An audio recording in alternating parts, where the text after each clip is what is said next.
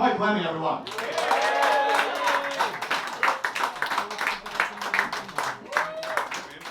One more time for Brian. And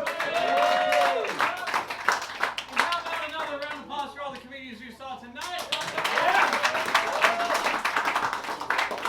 This show is a fucking miracle, okay?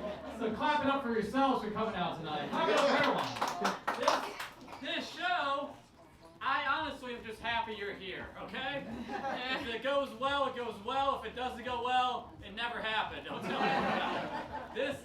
This is my first time performing in Philly, and first time.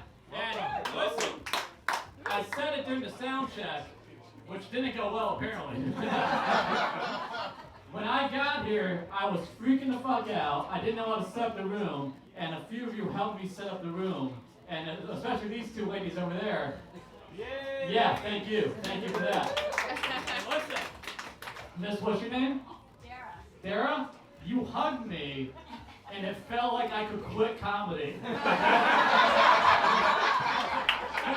When you just embraced me, I'm like, I don't need this anymore. This is what I always wanted, just a hug. Oh, it's beautiful. And this is like, I'm so happy this worked out. Like I'm working on the show, okay? And I changed a few things, so I don't know if it's gonna work out. And by the way, this light is this better? Do I look like a more of a skeleton with great hair this way? Yeah. This will make you sick. Like, wait a minute. It's like a fucking anorexic Alfred Hitchcock.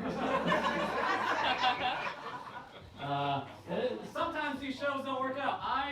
I produce my own shows everywhere I go because nobody books me on their shows. I've been doing stand-up comedy for like 15 years. And now something inside me broke. And now I just find random places to put on comedy shows. And sometimes people don't show up. And tonight you showed up. And you're in for a treat. You're in for a treat because I've been bombing a lot less.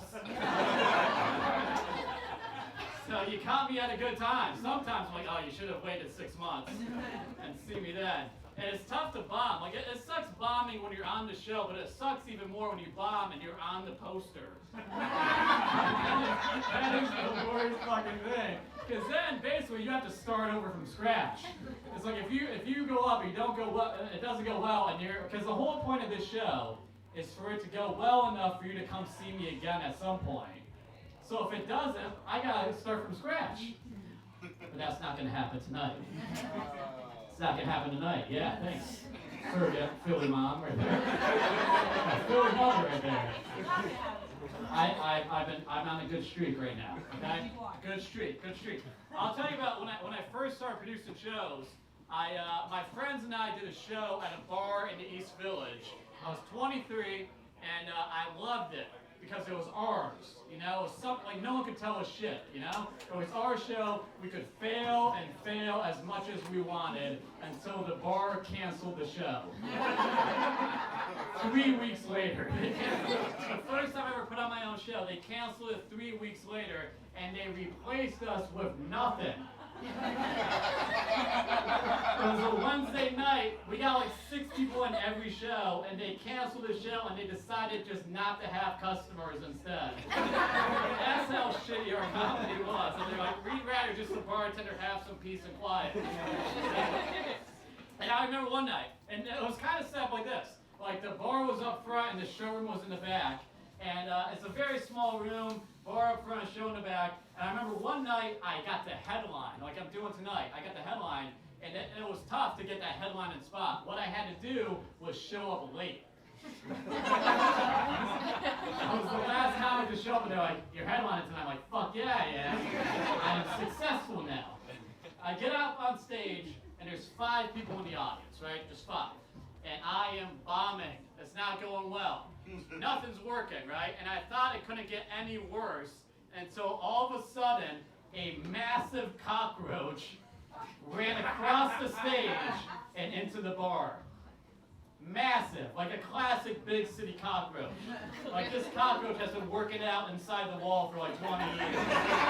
Getting ready for the fucking Roach Olympics. We're gonna take the Roach Olympics, by the way, Las Vegas.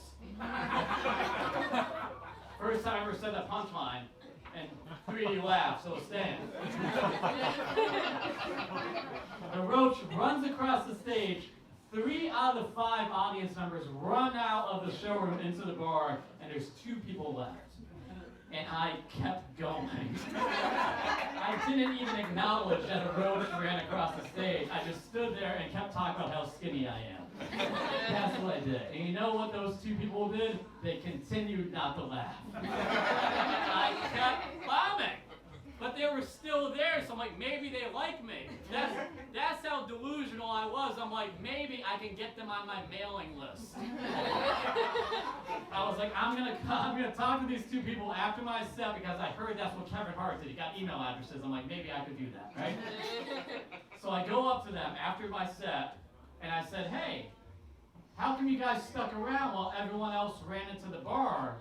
And they said, because that's where the roach went.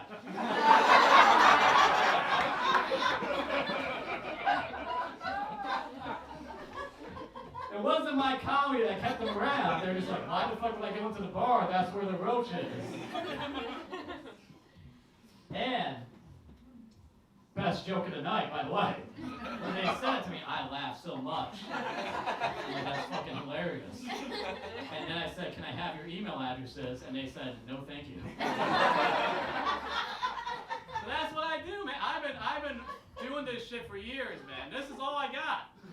All I have is comedy and this shirt. That's all I have. And this hair. That's all I really have, man. I'm trying to make it work.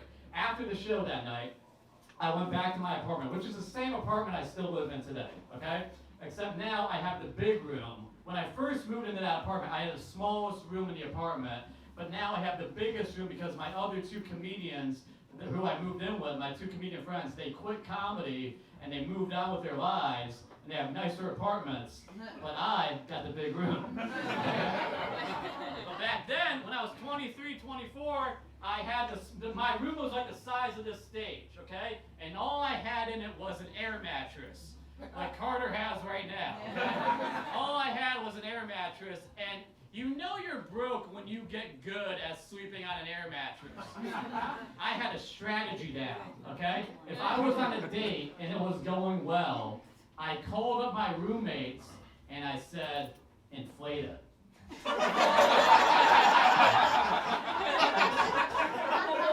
Inflate that shit, okay? This is not a drill. Have that shit inflated in about 45 minutes because I'm taking the subway, okay? That's what I would do.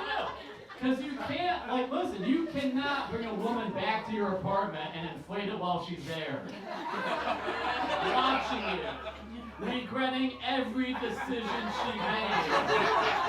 As soon as she walks into your room and she's like, Mike, where's your bed? And I gotta be like, hold on. Just gotta plug it in. Hold on 1 second. And then just,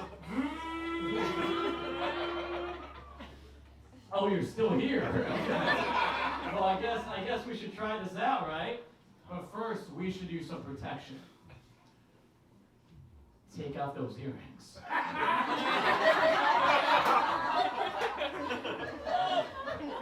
They look sharp. The one rule for fucking on an air mattress is don't pop it, because then you're fucking on the floor.